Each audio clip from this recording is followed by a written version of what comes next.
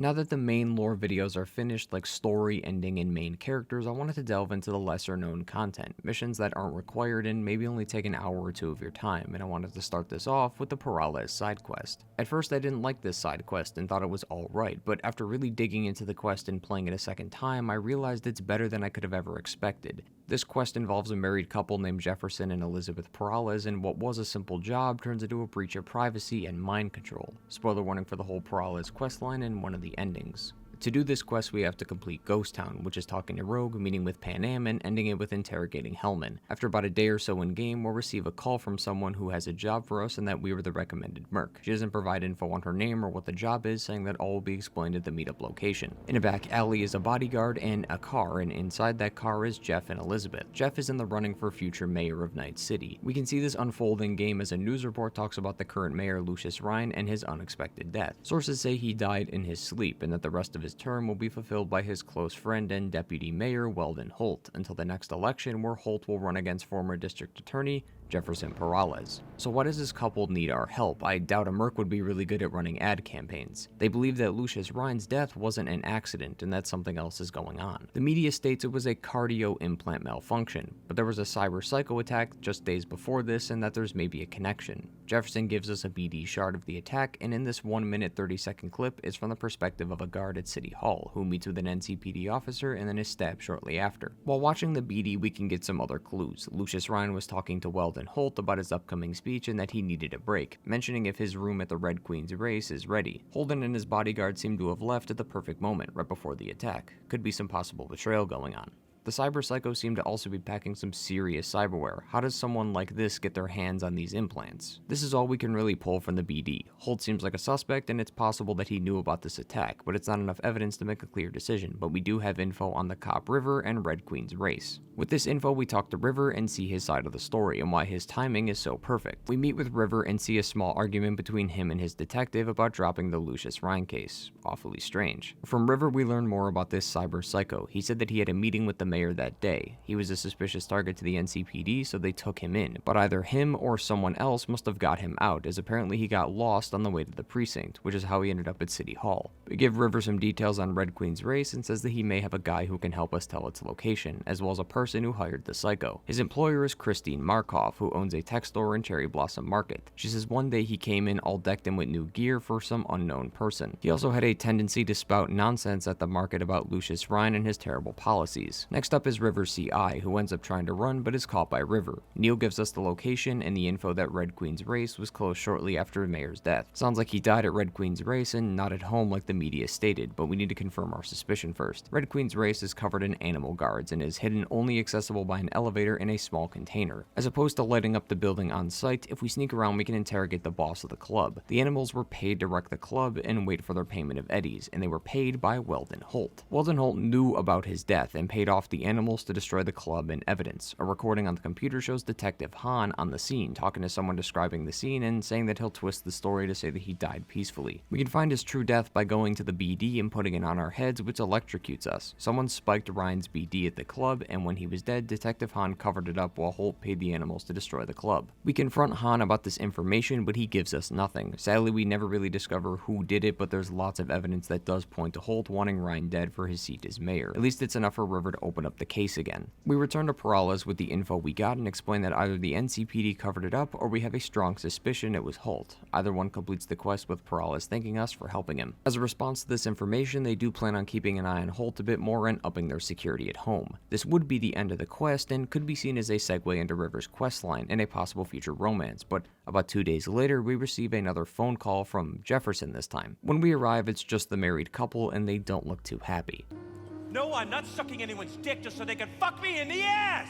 Apparently there was a break-in. According to Jeff, he woke up and heard a noise, he saw a figure in his room, goes for his gun, shoots him, then passes out almost immediately after. Once again, we have to ask, why us? If anything, River should be on this case, but Jeff prefers, as he calls it, tried and tested contacts, which is why he called us. Of course, like any good detective, we asked Jeff some questions for more context. From our questions, we know that the intruder was wearing a possible mask or implant, but no confirmation on his face. This intruder apparently caused no damage to the house and took no valuables with him. him. As we know, Jeff collapsed shortly after firing his weapon, but he awoke the next morning in his bed with a killer headache. We also know from the last quest that the Peralez couple was going to hire more security. If anything, they should have seen the intruder, but they claim they've seen no signs of a break-in or gunfire and claim to hear nothing going on throughout the night. We could question the security on the matter, but they're nowhere to be seen. This is because they were told to step out for the day to give us a chance to investigate on our own without interruptions. The security team is from a company called SSI, very well known and respected as they have hundreds of customers and have been in business for the last 15 years. The company was also recommended by an acquaintance of Jeff's. From this, we can come up with a couple theories. This intruder either wanted to steal something but was caught early in the crime by Jeff, or he didn't want to steal anything at all and wanted to kill someone. And security claims they saw nothing, which I find quite hard to believe. While not anything concrete, it's a start, so let's keep this info in mind. Jeff has to bolt to a meeting, so it's just us and Elizabeth inside the home. She gives us a tour of the home and we try to find some clues. On the table we can see a campaign poster for Jeff and a shard with this campaign speech on the bottom floor. Jeff wants to end mega corporate influence in Night City. He runs ads without any payment from them, and he also wants a truly independent city and an end to the mega corporate rule. Even stating he wants an end to decisions being made by people who haven't experienced Night City and just sit in an office all day. For his first year as mayor, he plans to create 20 full and 30 partial scholarships with the aim of funding the 200 most gifted students of the city every year. So far, he sounds like a solid candidate. Holt's got some competition. From the looks of the food, they seem to be working hard on the election, so much so that they can only get fast food as it's quick. On the table, we see a laptop and a shard. The shard talks about an avian extermination program. This was made in response to the growing outbreak, and the city council determined that the most effective way to cleanse the city was killing all avian life within 18 miles of the city limits. Avian is another word for birds. They are mass killing birds. I don't normally browse the sky, so I could be wrong, but I haven't actually seen any birds in game, so maybe this is why. And even if there were birds in the game, it really wouldn't be the safest environment for them considering all the pollution in the city. But the question is, why is this here? This could just be notes for Jeff that he would use in his speech, or maybe this is something Holt agrees with or even crafted himself and is going to use this info against him in the election. The laptop doesn't really seem like his personal computer. Maybe it's just the on-the-go laptop for when he's traveling and doesn't have access to his own personal setup. On the computer is a file for his campaign ad, and honestly, if a runner for the mayor of my town doesn't shoot his computer and notes mid-ad,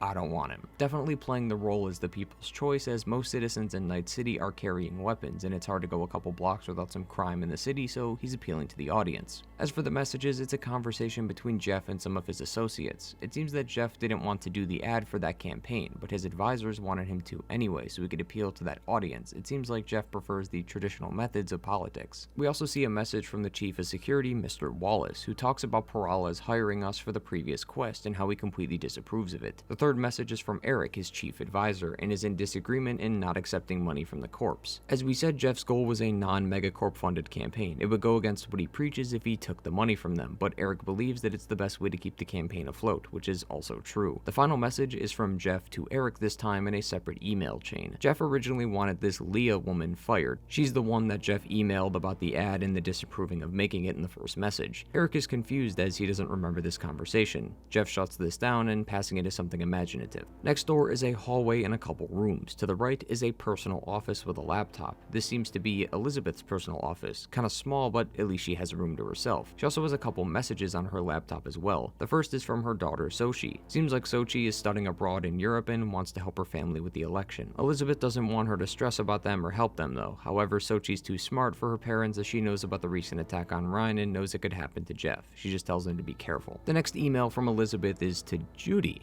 It seems she wanted Judy's help with the BD, but since Judy's hands were full, whether that was a real or fake excuse, she didn't take the job and gave her our credentials instead. So that explains how Elizabeth got our number in the first place. We'll have to thank Judy for the job later, but we got more to look at first. The last message is similar to Jeff's last message. It seems the couple was in agreement to fire Leah, but for some odd reason she wasn't fired, and Jeff claims to not remember their conversation at all. Eric once again claims it was stress and that it slipped his mind. On the wall is 2 degrees. It seems that both Elizabeth and Jeff were both graduates from Asukaga Law School. Quite the impressive degree. The other door leads to the main bedroom. We can see a recently fired Militech pistol that is Elizabeth's.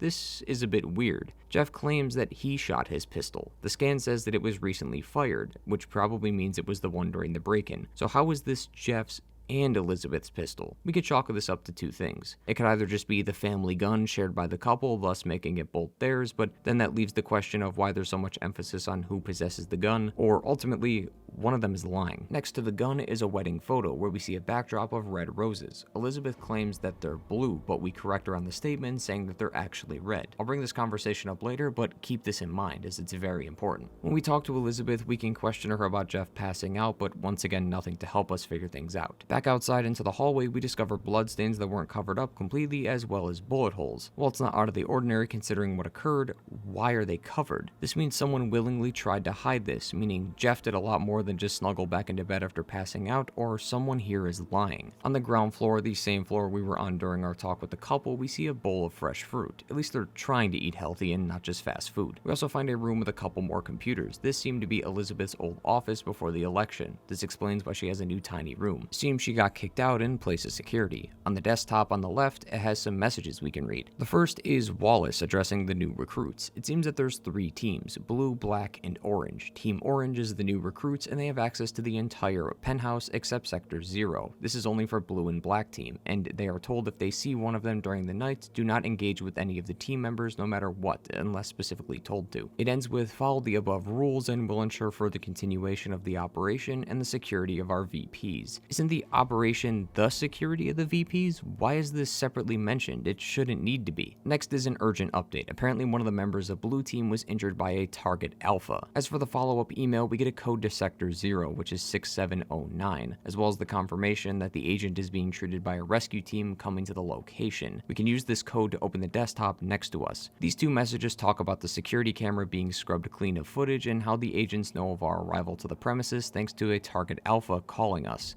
Wait a minute, Jefferson called us for this quest. Target Alpha is Jefferson. It wasn't an intruder, it was one of the guards. So they knew about the attack and tried to cover up the evidence by scrubbing the feed and patching up the holes. Now we have to figure out what this Sector 0 is. From this computer, we also open a door, which is possibly the door that leads to Sector 0, as well as finding some files that were deleted. It seems they really wanted to cover all of their tracks. Upstairs is another room with blood near it. Seems like this is our Sector 0. We go through the open door and we see a whole setup of computers and a window. But wait a minute, that wasn't there when we passed by. So it seems they have a one-way mirror so they can spy on the couple. Who are these supposed guards anyway? Elizabeth is shocked at the news and needs to sit down, leaving us to investigate. Inside is a box of bloodied medical supplies, probably from the agent bandaging himself up, and the computer has even more questionable information. The first entry is about Jeff's stress levels and recommending neural dampening. Entry 993 is about Jeff calling us for help and that an emergency maintenance should be put in place. It also seems like we were spotted by Orange Team on the way up, according to 995. The last message is the suspension of their operation called Condon, which talks about the shooting and the injured agent. This is just more evidence to put against the security. Behind us is some wires that lead to the ceiling. If we follow these wires, they'll lead to a satellite. According to Johnny, it's an old Militech transmitter. It can only be used when in direct line of sight of a receiver, but it cannot be intercepted. The receiver is near a van about a couple blocks away. When we question Elizabeth on the transmitter, she's confused. It seems like she's never seen this before, and security probably put this there without them knowing. Before we leave to see what this van is doing near the receiver, Elizabeth tells us not to mention this to Jeff. Immediately upon arriving, we see the van and it bolts off. We can't get much off of our scan, only knowing that it's got lots of hardware inside. No manufacturer info or modifications made to the vehicle, so they're hiding a lot of information from us. The vehicle stops in an alley near some Maelstrom gang members. We clear them out, then jack into the van only to find the real truth. They were tracking everything.